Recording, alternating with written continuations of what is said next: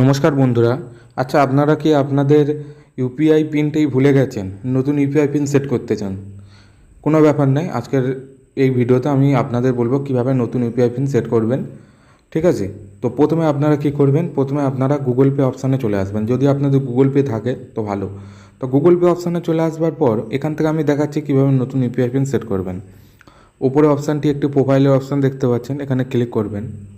এখানে ক্লিক করবার পর আপনারা এরকম একটি পেজ ওপেন হবে। এবার আপনারা যে ব্যাঙ্ক অ্যাকাউন্ট দেখতে পাচ্ছেন এখানে ক্লিক করবেন। দেখুন, ব্যাঙ্ক অ্যাকাউন্টে ক্লিক করবার পর তারপরে গুগল পে স্ক্রিন রেকর্ড করতে দেয় না, কিন্তু আপনারা যখন ফোনে করবেন তখন বুঝতে পেরে যাবেন। ঠিক আছে? এখানে ক্লিক করবার পর হয়তো স্ক্রিনটা অফ হয়ে যাবে, কারণ বুঝতেই পারছেন সেফটির জন্য স্ক্রিন রেকর্ড করতে দেয় না।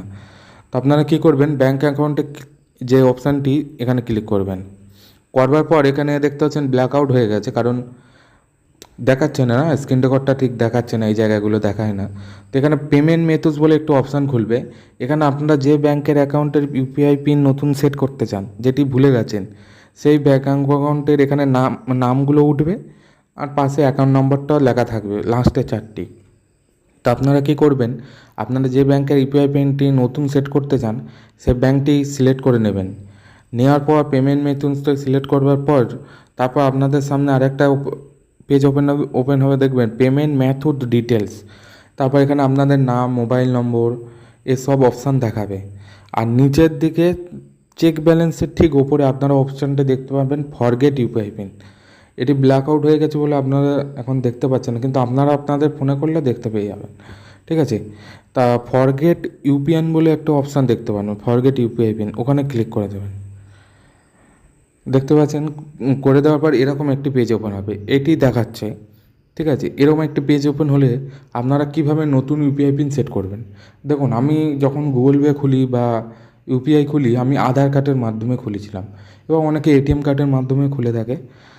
তো এটিএম কার্ডে যদি আপনারা খুলে থাকেন, তো এটিএম কার্ড যে অপশানটি ওপরে দেখতে পাচ্ছেন ডেবিট এটিএম, এখানে ক্লিক করবার পর কন্টিনিউতে ক্লিক করে দেবেন। দেওয়ার পর এখানে আপনাদের যে এটিএম কার্ড নম্বরটি সেটি দিয়ে দেবেন। দিয়ে তারপর টিক চিহ্নতে ক্লিক করে দেওয়ার পর একটি ওটিপি আসবে, সেই ওটিপিটা দিয়ে দেবেন।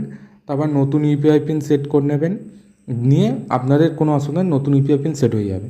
ঠিক আছে? এবার আমরা যদি অনেকে আধার কার্ডের মাধ্যমেও খুলে থেকে থাকে, আবার ব্ল্যাক আউট হয়ে গেছে সরি। তা আবার নতুন ইউপিআই পিন কি আধার কার্ডের মাধ্যমে যারা খুলে থাকেন, আধার কার্ডে ক্লিক করবেন, তারপর কন্টিনিউতে ক্লিক করবেন। কন্টিনিউতে ক্লিক করবার পর ফের স্ক্রিন রেকর্ড হবে না।